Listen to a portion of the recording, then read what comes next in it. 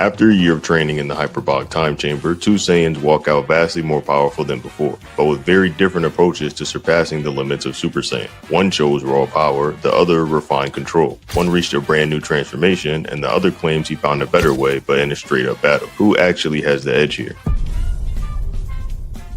Trunks believed his new form was enough to surpass even his own father, while Cell seemingly agreed that Trunks surpassed him at one point in time, while Goku calmly stood in his way. Is Grade 3's overwhelming power enough to take down Goku's calm and calculated strength, or does technique truly trump brute force? It was made known to us that no matter how strong you are, if you can't hit your opponent, then it doesn't matter. But what if we remove that kryptonite? What if Trunks was the same speed as Master Super Saiyan Goku? Would the outcome actually be different? It's in this video that we're going to remove that kryptonite from Grade 3, and ultimately answer this question.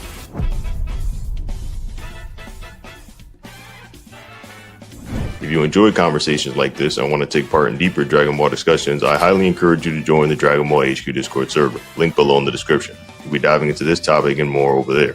Now, without further delay, let's begin. At one point during the Android and Cell Saga, Korin offers his thoughts on Goku's strength relative to Perfect Cell, stating that even after Goku's intense training in the Room of Spirit and Time, Cell may still have the upper hand.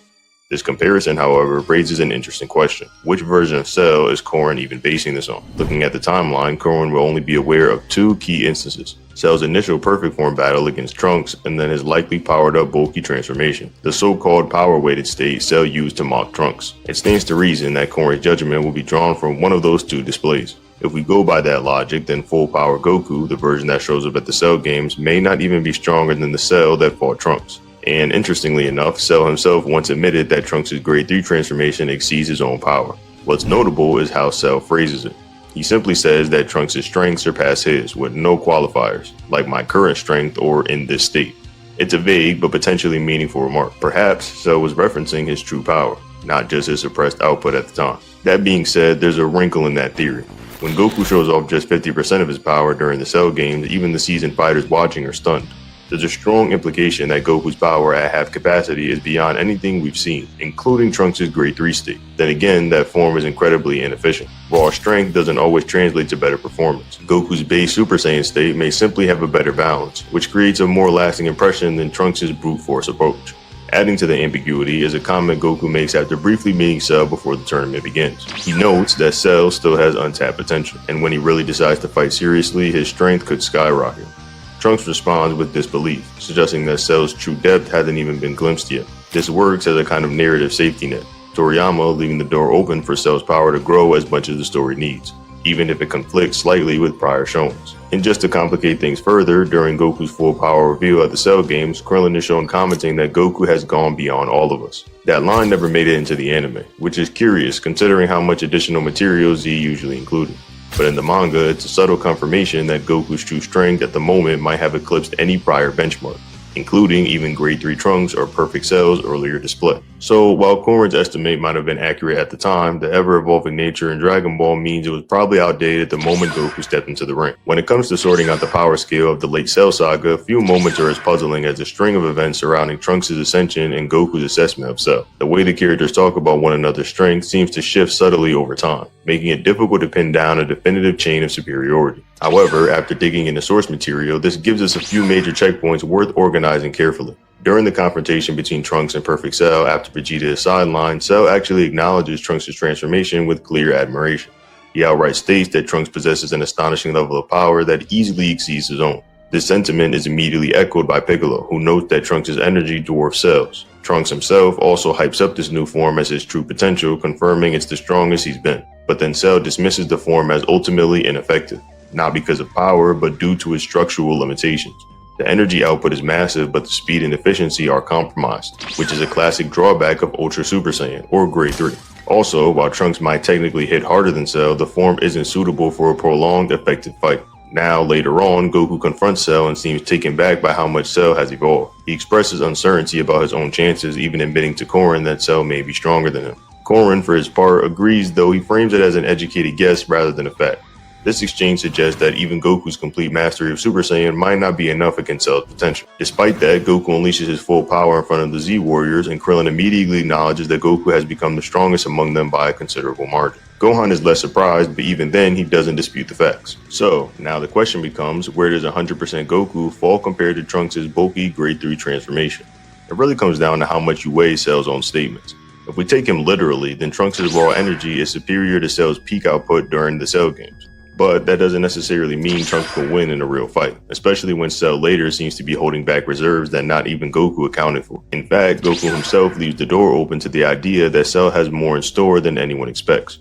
And this gives us a few competing models for how the power chain plays out. Some interpret the progression like this. Final form Cell at full strength dominates. Then comes Cell's performance in his fight with Goku, followed by Goku's 100%, which exceeds 50% but still possibly falls short of Cell. Next is Trunks' grade 3, which boasts higher power but poor practicality. And finally, the early version of Cell that fought Trunks pre-Cell game. Alternatively, one could argue that Trunks' raw strength places him above Cell's current output at the time, but Cell's later boost bumps him past Trunks and Goku together. The main issue is that Trunks' form, though massive in output, is so inefficient that he couldn't capitalize on his own superiority in ki. In essence, if we strip away performance flaws and take raw numbers as our guide, Trunks might be ahead of 50% and even 100% Goku. But when we use form usability, stamina, and strategic edge that are factored in, Cell clearly holds the winning hand until Gohan takes the stage. The source dialogue supports a wide range of interpretations, but what's most clear is by the time that the Cell games begin, every fighter is aware that Cell still hasn't hit his ceiling, and that includes Goku.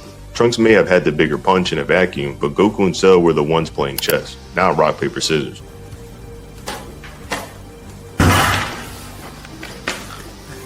Oh my god!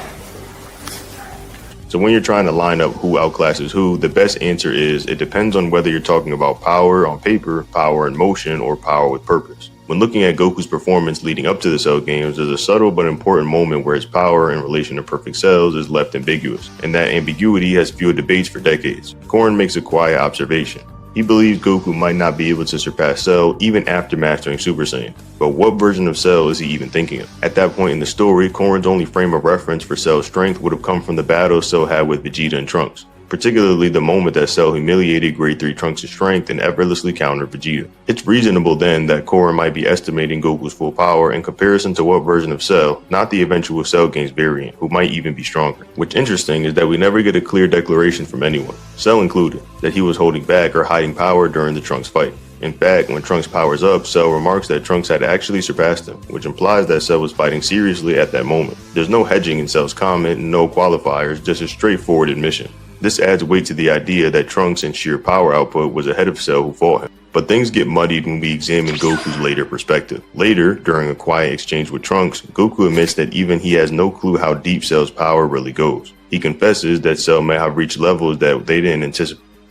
This isn't a definitive claim that Cell was holding back, but more a reflection of uncertainty, something rare for Goku to express. In both the original manga and the anime versions, Kai and Z, the Japanese dialogue from Trunks translates to something like "I see" or "Is that so?" depending on the tone. It's not a shock reaction, more of a subdued acceptance. That tonality difference though is small but important. Trunks isn't reeling from disbelief, he's processing what Goku said quietly as if he's understanding the gravity of the situation without dramatics. Some fans interpret Goku's phrasing as confirming that Cell has a much higher ceiling, but linguistically his words are vague enough to leave room for interpretation. It's the kind of statement that suggests potential without asserting it outright. Goku is estimating, not revealing insider knowledge, and that vagueness is key. Goku wasn't present during the Cell vs Trunks fight, and he wasn't sensing Cell's energy directly outside the room of spirit and time. So his entire judgment of Cell's current strength is based on intuition and their belief face to face. That's not the same as verifying that Cell has new levels beyond anyone else is aware of. Interestingly, this also puts Goku's 50% showing into context. The Z fighters, particularly in the anime, acknowledge that Goku is holding back. Characters like Piccolo, Tenshinhan, and Trunks remark that Goku's display during his warm-up isn't the full extent of his power. It's a detail omitted from the manga, but the anime uses it to highlight Goku's true strength and is still an unknown even to his allies. There's also a subtle point here. Cell, like many of the Z fighters, has the ability to suppress his energy. There's no reason to assume he's walking around at maximum power while standing in the Cell game's ring. Just like Goku often hides his strength, so would Cell, especially given his Saiyan-inspired biology. This means that Goku's uncertainty about Cell's potential isn't just about what he felt, it's about what he couldn't sense at all. That takeaway from all this is that Goku's claim isn't necessarily saying Cell has greater power than what was used against Trunks, but rather Goku suspects Cell might even be more dangerous than previously shown. He's placing a bet based on Cell's demeanor, not evidence. In Trunks, he's not surprised. He's quietly absorbing that possibility.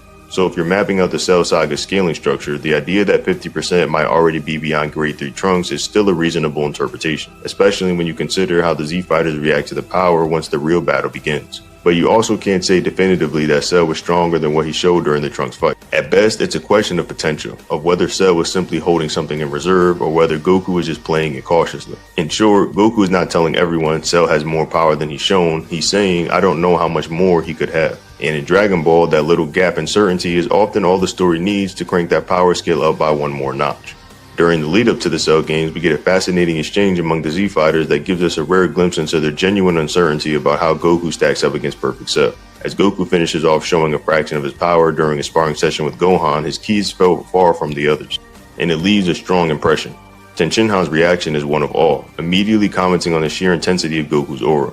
But he doesn't go as far as to say Goku has outdone Trunks or Cell, just that it was an extraordinary display. Piccolo follows up with a sharp observation. Goku wasn't even at full strength yet. That was much clear to him, and even if that restrained level of energy was already so overwhelming, then what would Goku's true, unrestrained power look like? Trunks chimes in with a bit of cautious optimism. Based on what he sensed, he thinks Goku might be capable of winning against Cell. Not definitely and not no contest. It's a tempered, uncertain statement, one grounded in hope more than hard certainty. But the most telling response comes from Vegeta. His reaction isn't analytical, it's emotional. Once again, he feels left behind. He knows without even seeing Goku directly that his rival has taken yet another leap ahead. Vegeta's frustration underscores a recurring theme. No matter how far he pushes himself, Goku always somehow manages to stay in front. So how do we interpret these reactions? First, we need to consider what version of Cell everyone is thinking about when they make these evaluations. At the time, Cell had only fought Trunks using what appeared to be his full power. He didn't hint at any hidden reserves. So when Trunks gauges Goku's chances against Cell, he's likely basing it on that performance. The one from his own fight with Cell after Vegeta was sidelined. Now, here's where it gets interesting. Goku's ki as sensed by the others wasn't his full power. They didn't know it was only 50%. That lack of context is crucial. The Z Fighters are all reacting as if Goku had just shown most of his cards. They're impressed, even shaken, which implies they assume Goku is closer to full strength than he actually was, possibly somewhere in the 60 to 80% range if we're being generous. If Goku's actual output was lower than what they assumed, that means the gap between what they thought he could do and what he could actually do is far larger than it appeared. So by the time the Cell games arrived and Goku revealed what they sensed before was only half of his power, it's no wonder they were stunned. It's not a marginal difference. It's an emotional correction in their expectations. What this does is set an implicit ceiling for how strong Grade 3 Trunks was relative to Goku, since Trunks believed Goku had a real shot at winning, and Cell had not shown any significant increase in power since their fight. So then Goku must have been at least approaching that power level, and if he wasn't already being underestimated at 50%, then his 100% could have easily been on par or even higher than Grade 3 Trunks' raw output, just without the mobility drawbacks. In this way, Goku's composed Super Saiyan form wasn't just about efficiency or control, it was likely more powerful around him than people even realized. And that helps clarify why this calm demeanor at the Cell games came across as arrogant at first. In truth, it was confidence earned through his gap in strength that was bigger than anyone else predicted. On top of all the narrative implications, it seems that Cell and Goku alike also believed that he was the strongest against Cell, at least at that time. And later on, against Super Saiyan 2 suppressed Gohan, when Cell showed his true potential, everyone was surprised and thought Gohan was now in for trouble. And by that point, Super Saiyan 2 Gohan had displayed the most power we've shown in the series, even while he was suppressed. So it stands to reason that Cell actually had much more power and was holding back. All in all, Goku would win the matchup even if Grade 3 Trunks didn't lose his speed. The matter of the fact is that Goku in Grade 4 isn't just faster than Trunks, but stronger as well, making this matchup not even close. At the Cell games, Goku made a decision that shocked everyone. He stepped down and sent his own son to finish the fight. But what if he hadn't? What if Goku, instead of trusting in Gohan's hidden power, chose to fight Cell to the bitter end himself? Or what if Gohan refused? What if he challenged Goku right then and there? Goku may have had the more experience on the battlefield, but Gohan held something his father didn't, a terrifying dormant power no one fully understood. So if the two clashed, who actually would come on top? If you enjoy conversations like this and want to take part in deeper Dragon Ball discussions, I highly encourage you to join the Dragon Ball HQ Discord server. Link is below in the description. We'll be diving into this topic and more over there. Now, without further delay, let's begin. When Goku first became a Super Saiyan, it shook the universe, both within the world of Dragon Ball and the real-life fandom. He was the first to achieve what thought was lost power and buried in legend. But the thing about Goku is he never stops at legendary. While Vegeta and Trunks were off chasing brute force upgrades with the bulked up Super Saiyan grades 2 and 3, Goku took a more refined path, one of restraint, control, and full body synergy. He aimed not to replace Super Saiyan, but to perfect it. This pursuit led him to what we often refer to as Master Super Saiyan or Super Saiyan Grade 4, a sleek, battle-efficient form that pushed the original Super Saiyan to its true peak. Unlike Grade 2 or 3, this form allowed for maximum output, with none of the stamina issues or sluggish movement. It was raw potential made smooth, sharp, and deadly. When Goku showed his form to Korin, he didn't even unleash his full strength, and yet it already dwarfed the power of both Vegeta's Grade 2 and Trunks' Grade 3 transformations. And that was just scratching the surface. But here's where the debate begins. Could that version of Goku standing in his golden prime at the Cell games have actually won? Some fans say yes. They claim that Goku had Cell on the ropes and stepped back only to give Gohan his moment, but that perspective crumbles under closer scrutiny. Let's start simple with character reactions. The people closest to Goku and arguably the most capable of reading power levels by this point weren't buying the idea that he could win. Korin was unimpressed, and so was Roshi, watching at home and worried. Tien and the others almost certain Goku wouldn't make it out on top. Even Goku himself admits he's likely outmatched after gauging Cell's true strength. Going further, we can look at the performance gap as well. When Cell spawned the Cell Juniors, a twisted move meant to torture the Z-Fighters, Goku had already taken a step back into the main battle. Even after a short rest, he struggled against the Cell Juniors. Let that sink in. These miniature monsters were weaker than Cell himself, and Goku couldn't keep up with even one of them. Compare that to Vegeta and Trunks, who held their own far better despite being burnt out from earlier battles. Even Piccolo in the anime fared better against their own Cell Juniors than Goku did. This wasn't Goku holding back either. It was fatigue and burnout. Proof that even if he had continued to fight against Cell, he wouldn't have had enough in the tank to finish the job. His energy was spent, and his body was tapped out. Let's not forget, Cell himself casually offered Goku a senzu bean before the fight even began. And why was this? Because Cell wanted to enjoy himself. He wanted a good fight. And that only happens when both fighters are close in power.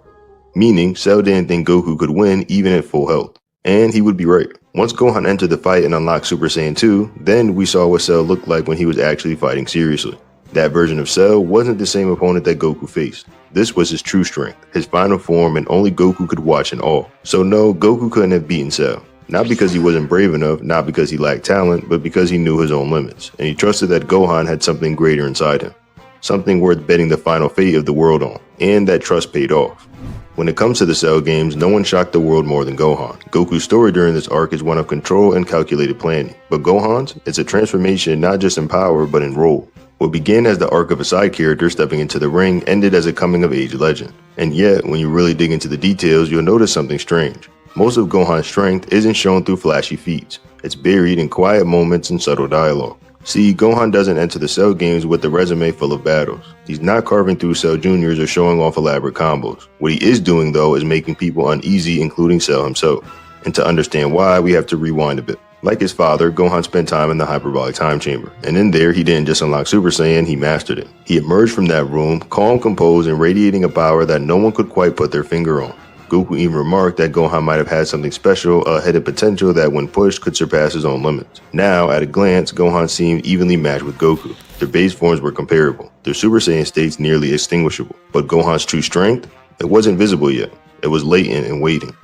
And that's exactly what Goku was counting on. His decision to forfeit his own fight and nominate Gohan as the Earth's last hope wasn't spontaneous. It wasn't reckless either. It was intentional. Toriyama laid the groundwork throughout the arc, and if you follow Gohan's own thoughts, it becomes clear he never expected this to happen. Gohan admired his father, and he doesn't view him as stronger, smarter, or better. Contrary to the memes and the parody interpretations, Gohan isn't as bitter. In fact, during future fights like the one against Super Buu, he even requests to wear Goku's gi as a symbol of respect and connection. And Gohan looks up to his dad pretty much period. So when Goku steps aside, it completely throws Gohan off. Up until that moment, Gohan genuinely thought that Goku was hiding his power and he had more in reserve, just like many fans today. Gohan assumed Goku had another gear, but that illusion was shattered the moment Goku looked him in the eyes and said, "It's your fight now." From there, the puzzle starts to make sense. Earlier, when Goku displayed half of his power to Korin, it was already surpassed anything Vegeta or Trunks had to offer. Gohan, watching this unfold, was shocked to hear that it was only 50%.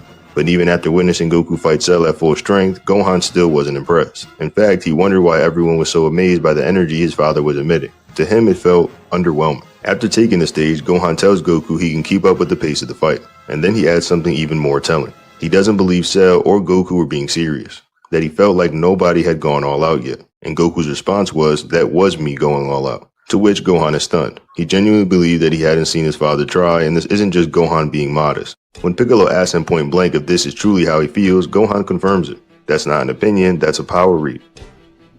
And then Gohan enters the ring. At first, he powers up as a Super Saiyan. No rage boost, no transformation, just as a baseline of controlled strength. And the reaction is immediate. Cell is taken back. The spectators as well, who just watched Goku give everything he had, are also stunned by how much energy Gohan is outputting right out of the gate. Even Cell wonders if Goku's claims weren't just bravado after all. Despite Cell's increased aggression, Gohan remains composed. He blocks, counters, and moves with effortless grace. And when Cell starts taking the fight seriously, using attacks he initially thought would be overkill, Gohan still holds firm, still survives. This isn't a case of Gohan slowly climbing to Goku's level, he's already passed it. The signs had already been there, we just weren't meant to realize until Goku stepped back. So was Gohan already stronger than Goku before unlocking Super Saiyan 2? Yeah, undoubtedly. The moment Goku quit the match, the baton was passed to someone who had already overtaken him in raw strength. You could argue that Gohan still needed the second transformation to finish the job though, and maybe that's true. But the distinction matters less than what came before it. Gohan was the only one who could match Cell blow for blow even before his final transformation. Whether it was the rage in Super Saiyan 1 or the unlocking of Super Saiyan 2, it's clear that the floor of Gohan's power, not just a ceiling, was above anything Goku could offer during the Cell games. And that power was the only equation. Because while Gohan had the raw energy advantage, we still have to ask the bigger question. Could Goku's experience, battle IQ, and techniques have been enough to close the gap? We'll explore that next. One of the biggest hurdles in imagining a real clash between Gohan and Goku during the Cell games is Goku's own character. It's hard to see a different version of events where Goku actually pushes to win at the cost of harming Gohan. Even though fans often debated, Goku's parenting style suggested he was negligent or overly obsessed with fighting. The idea that he intentionally put his son in a fatal situation just to test his own strength against Cell crosses a line that doesn't sit right at his core values. In fact, given what we know about Goku, there's a much stronger argument that if things got truly serious, he'd throw in the towel long before putting Gohan in genuine danger. Techniques like instant transmission Kamehameha are devastating and plausible that it would take Gohan out, but the question is, would Goku actually ever use that against his own son? And everything we've seen suggests the answer is a firm no. What's more is Gohan is arguably the person most qualified to handle Goku's fighting style. After all, they spent a full year training together in the Hyperbolic Time Chamber. Gohan has had first-hand experience with Goku's strategies, feints, and habits. If anyone's going to anticipate a sudden teleport or a clever attack angle, it would be Gohan. And ironically, while Goku has the perfect insight into his own skill set, he puts his faith into Gohan when it matters the most. He's the one who believes he is the key to beating Cell. Not to mention the fact that Gohan literally watched Goku use this technique against Cell, so it's possible he could predict it and get away from it if he's seen it coming. Even if you try to justify Goku going all out, pulling every trick he had up his sleeve, it's worth asking if Gohan wouldn't be ready for it. Knowing someone's playbook, especially when you train or seen attacks directly, counts for a lot. And when the power scaling already leaned towards Gohan, even the most refined techniques might not be enough to tip the balance. When you really break it down, the heart of the matter isn't about whether Goku could pull off some wild maneuver, it's about whether he would, and all signs point to no. In a fair, consistent battle, Gohan would take the win, with Goku only being able to win 1 out of 10 times.